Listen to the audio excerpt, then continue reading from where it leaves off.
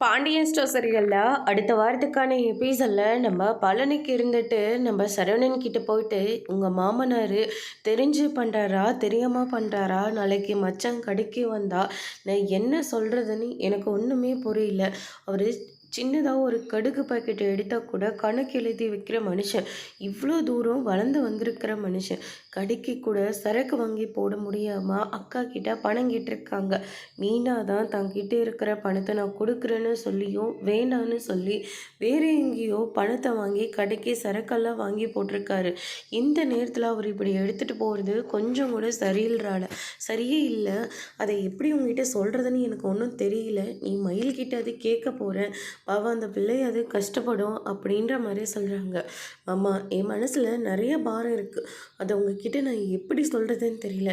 டே மாப்பிள்ள, நீ இப்படி கலங்கி பேசினதை நான் பார்த்ததே இல்லைடா, என்னடா ஆச்சு அப்படின்னு சொல்லிட்டு கேட்கவும், அத்தவங்களை எந்த அளவுக்கு டிஸ்டர்ப் பண்ணுறாங்களோ அந்த அளவுக்கு நான் இந்த பக்கம் மயில்கிட்ட மயிலோட குடும்பத்துக்கிட்டேயும் நான் அனுபவிச்சிட்ருக்கேன் அப்படின்ற மாதிரி சொல்கிறாங்க.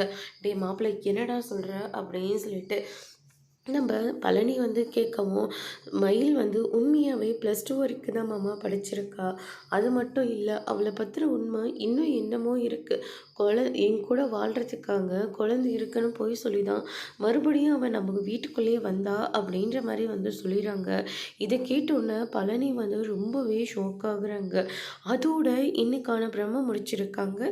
இனி பாண்டியன் ஸ்டோரில் அடுத்தடுத்து என்னெல்லாம் நடக்க போகுதுன்னு தான் வெயிட்